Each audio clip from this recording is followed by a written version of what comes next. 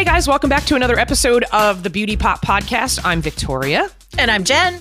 And today we've got some samples that we're going to talk about because I've been, in the process of a move over the it's now like 4 weeks. And so I've gotten a ton of samples from things that, I've ordered from Sephora and from Ulta. And actually even my humidifier sends me samples when I get the refill, the Canopy humidifier. That. Yeah. I know. So we've got a ton of samples to go through and a couple brands that I have found that are new to me, but that I'm just in love with. And a couple samples that are like, wah, wah, like not great. But I'm really happy that I got them in sample size so that I didn't have to buy the full size and then realize this is a crap product.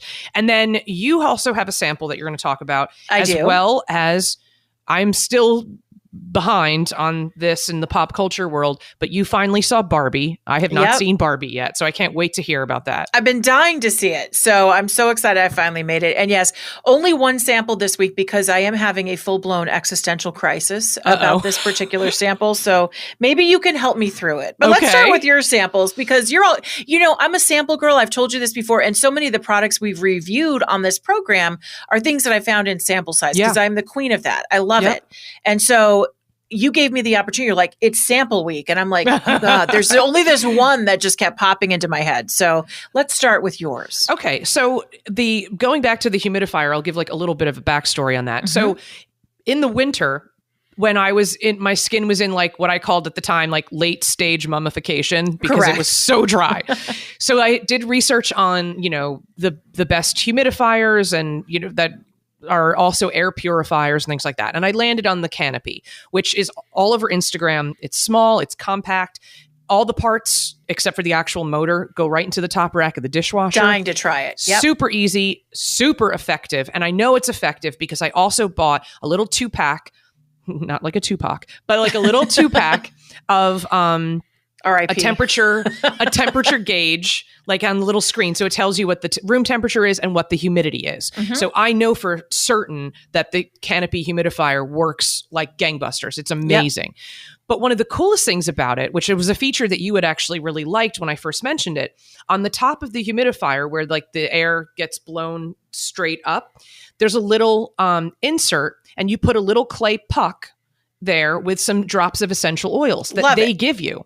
They give you the pucks and the refillable essential oils every month when you get a new paper filter. Mm-hmm. So it's like a different group of scents every time. It's almost like I have so much essential oil right now. Like I could like start my own like Wiccan clan or something. Like I have a lot, but it's really nice. And so you're cleaning the air, you're humidifying it, and you're just putting some of these scents are so beautiful. And it's just a mix of things. It's gorgeous. So this company already going above and beyond, right? Loving Canopy so far. Mm-hmm. Then I realized they send skincare samples out along with the refills that you get every month. I'm loving this company.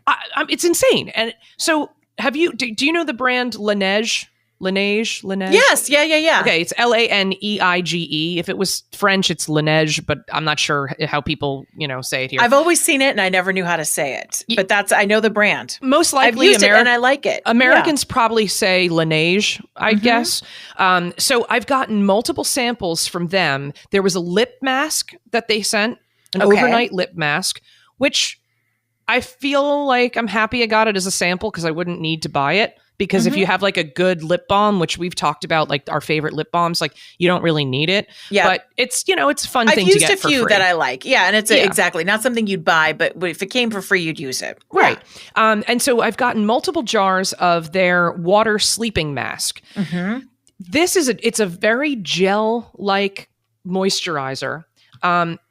I found for me, it's not potent enough, but I also find that pretty much any moisturizer that I've ever used that is more of a gel consistency, it's not packing the punch that I need. See, it's so funny with it when you say that, because I actually always am attracted to the gel because they're like, oh, it's going to lock in the moisture. And I've had the same experience. It feels really good when you first put it on your face and it's cooling and it feels very moisturizing, but then it's almost like your face just eats it and it's gone. Right. It disintegrates. And then it's like, well, wait a minute, I'm not left with any residual moisture. So I'm also happy. I'm happy to use it. I've been using it as a daytime moisturizer because it's really not that thick. So I've just been, just to use up the samples, I've been using that as a daytime thing. But I saw the full size at Sephora last week.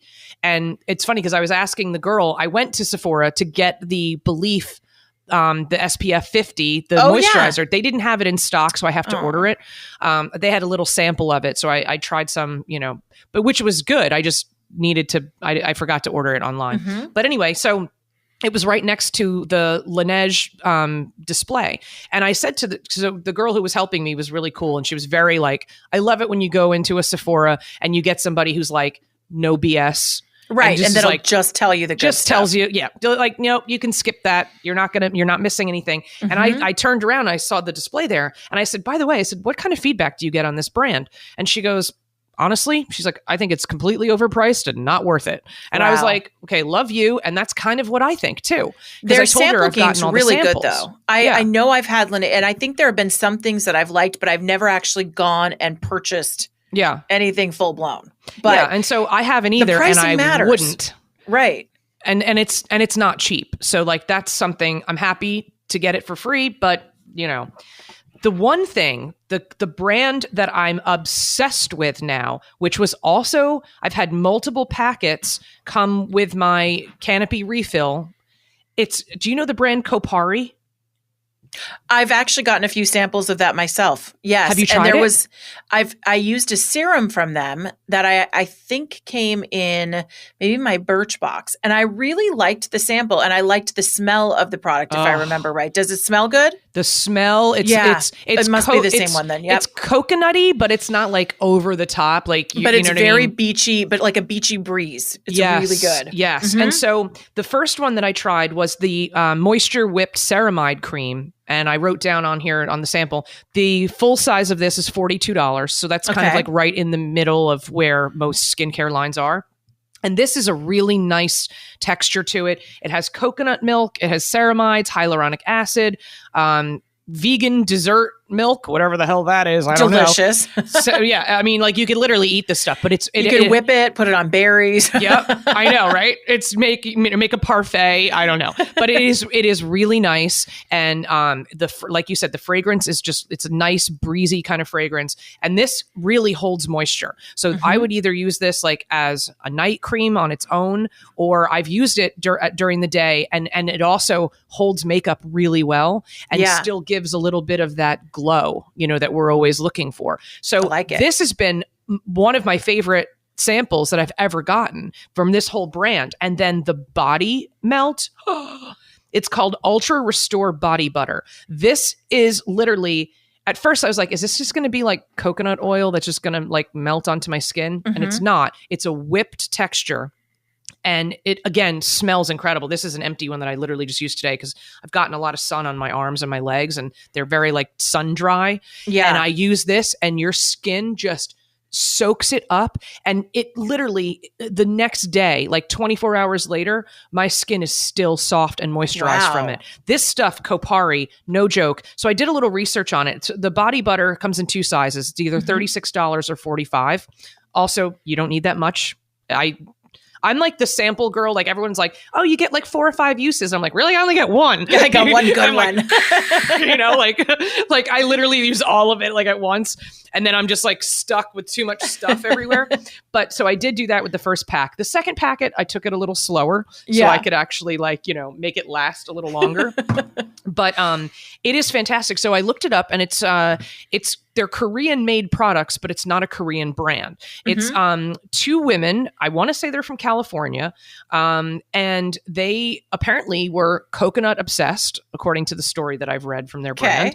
And they've been developing these types of like coconut based melting, like whipped kind of lotions and moisturizers and stuff in the body butter.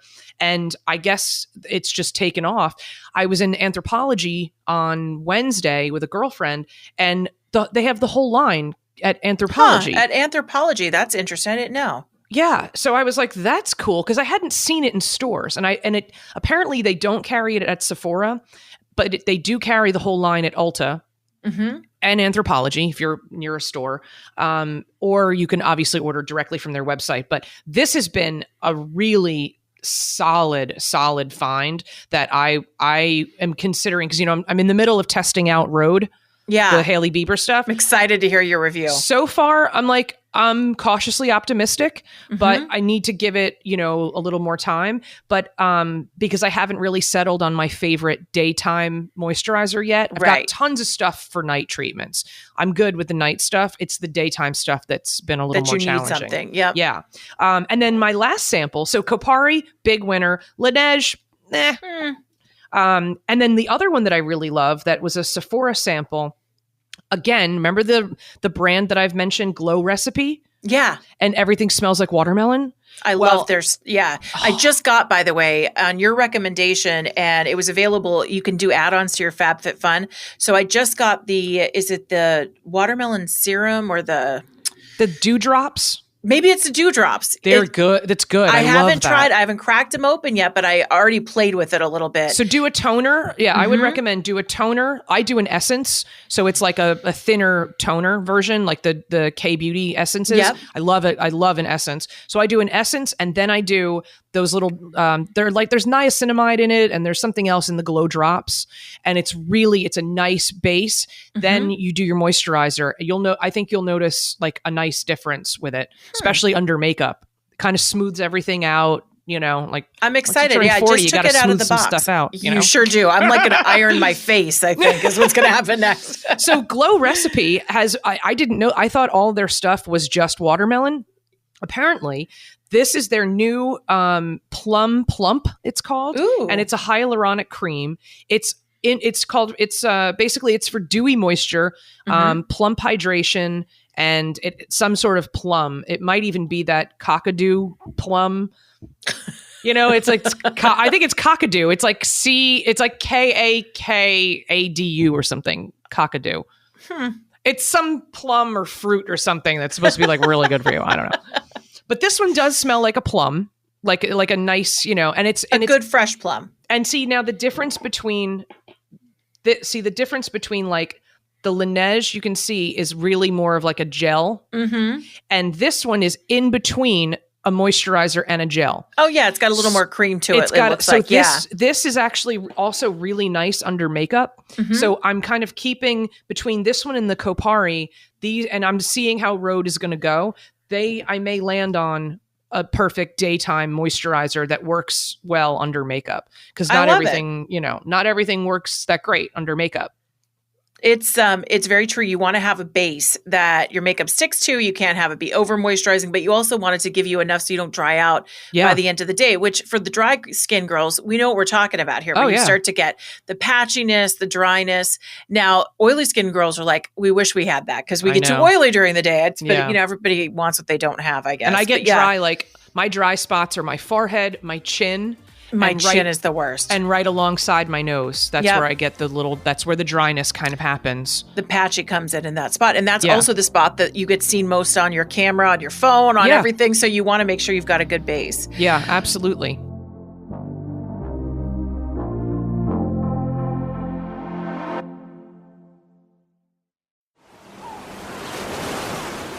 My life in Malibu was the life people dream about.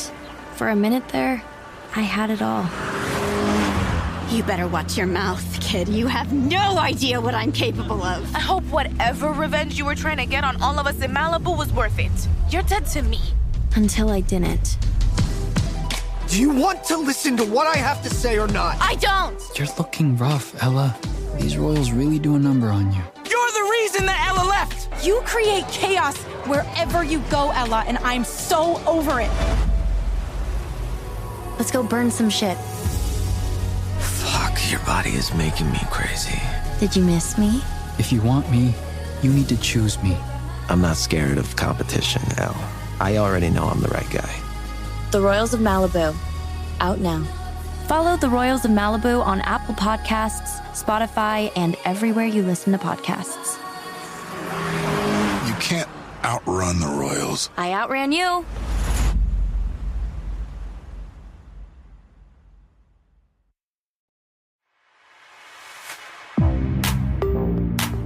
So those are my samples. Now, what's your existential crisis? I'm like so I don't know who I am anymore. Intrigued. I don't know who I am. I need you to help me. Are you going to be a brunette or something? Like, what's happening? No, I'm just teasing. But for years, I'm sure you have always seen the La Mer brand, right? Oh, yeah. And I've always never even tried it because it's so flippin' expensive. Yeah, it's ridiculous. That I wanted nothing to do with it because I didn't want to like it.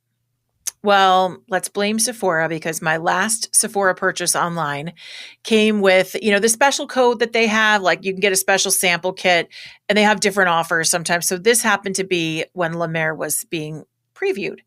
So I did my special code. Is La Mer at Sephora now? Mm-hmm. Oh, it's not at the one near me. But I did my special, at least it's online, and they were doing the samples. So maybe that was to celebrate a launch. I wasn't even aware that they didn't have it there. So I guess maybe it was to celebrate a launch of La Mer. I don't know. Although, if you think about it, La Mer was a beauty counter line at Saks Fifth Avenue, Nordstrom, Neiman Marcus. So all those stores are gone. They're closing. So maybe that makes sense. Okay. So what did they give you? So I opened up the package. And I see the cutest little container of the La Mer new moisturizing soft cream. And I thought, you know what? Okay, so I look it up and it's a soft cream, ideal for balanced to dry skin, all day healing moisture, reformulated for profound rejuvenation, visibly plumper, healthier, firmer, lifted looking skin, built on 50 years of skincare success. Powered by our visible youth regenerating miracle broth. Oh, the miracle broth. Yeah. Victoria, I want to drink the miracle broth. Oh my God. It's that good? I just really love I love it. I love it. And I've got just this little container that I've used my little pinky just to dish out just a little bit because I'm trying to make it last. Oh my gosh. Because it's $380. How can anybody in their right mind spend $380 on a little vat of lotion? But I love it. It feels like an angel wing has just like brushed across your face. Okay, well, you're talking to the right person or maybe the wrong person. I don't know because you're going to encourage me, but I cannot. I cannot. But because, I'm on the Augustinus Bader kick. I know. That's like a $300 night cream that I still swear by. It's the best thing I've ever put on my face. It's like amazing. But it looks so nice and it makes your skin look so refreshed. I felt like I looked younger like the first minute I put it on. So I have a history with La Mer. Okay. And it's a stupid history. Tell me. Because when I got my very first job right out of college, I worked for my friend's sister, worked for an energy trading company in New York City. And so I was like, I needed a job. And I was like, yeah, sure. I'll just work, on Fifth Avenue in this office. And it was a terrible job and it was really boring. Anyway, my first paycheck was like $980 or something. Mm-hmm. And I did not know. I was living at home with my parents. I didn't need $980. You're like, what am I going to do? I'm like, what am I going to do? And what was right down the street? Saks Fifth Avenue. Come on in. My very first purchase, I blew the entire paycheck on a Burberry trench coat that was $900. So I had $80 left, which I wore one time and realized it was really ugly. And I gave it to my mom. No. And my mom is only like 5'3" and I'm almost 5'10". So like my mom had to have the whole thing cut and like, she still has it to this day. She put her girlfriend underneath it, like stacked like a party trick. She still has the coat in the closet to this day. Well, that's good at least. So that was fine. My second purchase was I was wandering through Saks again. That's where I went for lunch, basically. Like I'm like Holly Golightly, except I had some money in my pocket. And so I'm wandering through Saks and like this guy, kind of gets me to come over to the La Mer counter and he's giving me samples on the back of my hand and everything. And I'm literally like 22. Like what skin concerns does anyone at 22 have? I know. None. Maybe you have some acne left over from your teen years, but like typically it's not that. Nothing serious. So he got me suckered in to two products. The original product, which it sounds like yours is more of a lotion. Yeah. The original product I hated. And it was really expensive. Probably. Yeah. And you have to rub it and warm it up between your hands. And then you have to press it into your skin. I was like, this is stupid. And this is way too much money. The second one that I did love, which you'll laugh at, it was an exfoliator that had actual diamond dust in it. And that's literally what exfoliated your skin. And if you didn't wash it all off, you literally look like one of the Cullens from Twilight. It would glisten in the sun. I might need that. I don't think they make it anymore, probably because of problematic the diamonds. Blood diamonds. Yeah. But those are the two things that I bought. And I use them I used the whole jar. I think I even got another jar because at the time Courtney Cox or someone on Friends was using it. And I was into the, so, but the whole thing, to be honest, I've heard that the serum is really good. Serums are usually where you get the most bang for your buck because that's where all the ingredients are. But as far as a lotion goes, I don't think I'd encourage you to spend on that. $380. If you like the Miracle Broth, which the Miracle Broth is their sort of hero formulation in all their products, I would go, if you're going to spring for the serum. Because you're going to get the more results. That's probably true. I'm not going to do it because I'm just looking at the prices right now. And if you look at, because you can get smaller or bigger sizes. So $380 is for the 2 ounce. For 2 ounces, isn't that wild? You can get an 8 ounce. So if you want to go in bulk, like the Costco size of La Mer. How much is that? $1,375. Okay. You're talking about almost getting into people's rent. Absolutely. Absolutely. I can't do it. But I did say, because I've never, like I said, I've always held off from really trying and jumping into that brand because I didn't really want to like it. It's out of my price range. It's ridiculous. Yeah. But when they sent that and it said the new moisturizing soft cream, I'm like, okay, so this must be a new product for them. Yeah, that's new. Yeah. Dang, if it wasn't great. And I'm out of the samples. So I'm very curious. I would be, before you commit, I would be curious if you're willing and I know you're reluctant, but you're willing. Sounds like you're willing to entertain the idea. No, I can't. Because I was going to say, then I would love to see your side-by-side comparison between La Mer and the Augustinus Bader Day Cream. Oh, that would be interesting. Because that's going to be a little bit cheaper, but also has still good. Their signature, their formula, Miracle Broth is La Mer, and it's called T8 or something. Is the formula in all the Augustinus Bader stuff? I would be very curious, and you can get the little guys. They have the little sample size. I was kind of thinking that maybe what I should do, and department stores need business, is that I should go touring the makeup counter. I just don't know if I have it in me to get free demonstrations, but they will at Macy's give you samples. I could probably just find and ask the counter if they have samples to try and just but you'd really have cheese ball. I don't think you're going to find La Mer at Macy's.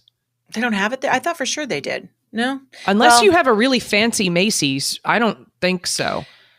It was exclusively Neiman, Saks, maybe. You know what? Actually, I don't even think that Bloomingdale's had it. It was at Bergdorf, the high end, the real high end stores. I think I'm just going to have to remember the relationship I had with my little sample tube, and that'll be it. Did they give you a discount code? If you wanted to order the full size? No. So there you go. It was a really great sample. If you can get your hands on one, you'll love it, but you'll love it too hard. And then you'll be like me going, who am I? I cannot be this person who spends $380 on skin cream. It's just not going to happen. Speaking of who am I, that's the song from Barbie that Billie Eilish did. So why don't we transition to that? So, what did you think? I've heard just a couple of things for context here, because people who saw Barbie, I feel like we're in two categories. They either really loved it or they really hated it. Yeah. And a lot of those people tended to be in different political categories. So more liberal people seem to really love it.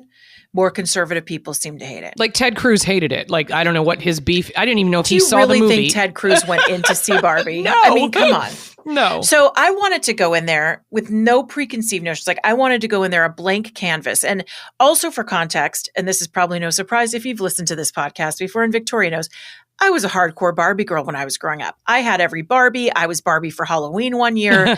Loving you, Barbie, just for the record. I mean, I had all the Barbie stuff. My grandma would make me clothes. I had the Barbie ice cream shop. I had the Corvette. Oh, I didn't even know she had an ice cream shop. Oh, that was the best one. It was big and you could do the, it was just so much fun. So I had a lot of the Barbie stuff.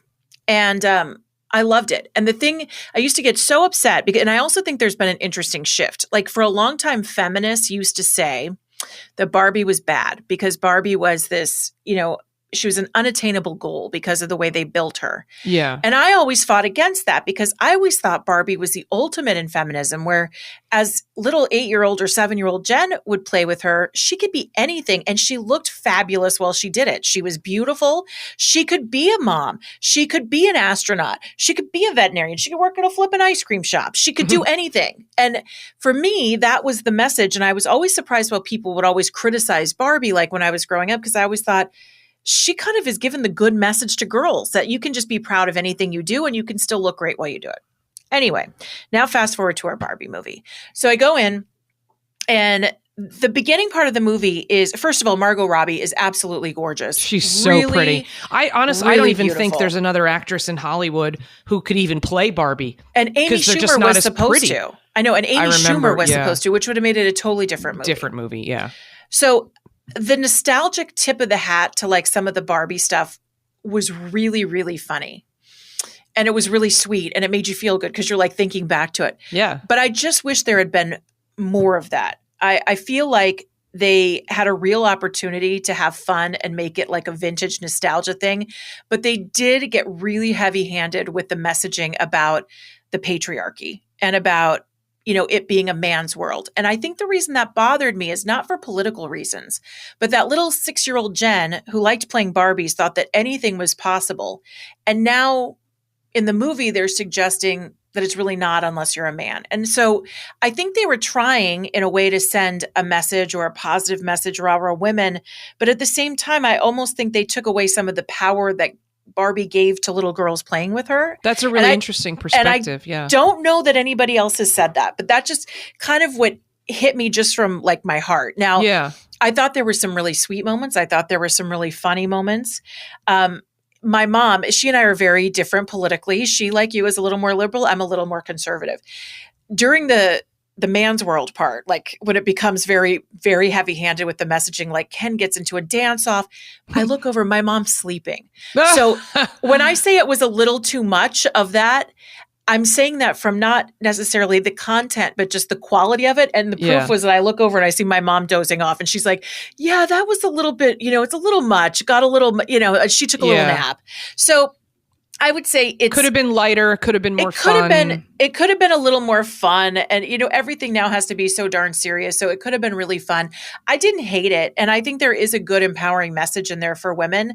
I just was really sad that what I really loved about Barbie got lost by the creators of the film, who had a different message that was almost more negative, I think. But America Ferrera was totally adorable. Margot Robbie was great. Ryan Gosling is just he's just so cute. So I would say I was right in the middle, and I went to see it with my friend Courtney and my mom, and all three of us agreed. We didn't hate it.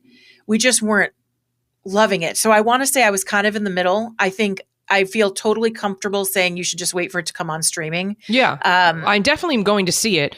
And I'm really interested to know what you think. Yeah. My friend Dominique told me she thought it was so funny because Ken has a friend played by Michael Cera. Yes. And his name's like Alan or something. And he's based on the real doll who was Alan. Which I never even knew. I didn't either. I didn't even get the reference. The other sad thing, by the way, for our mama friends out there, is that there was a really weird Barbie named Midge where you could lift off her stomach and pull the baby out.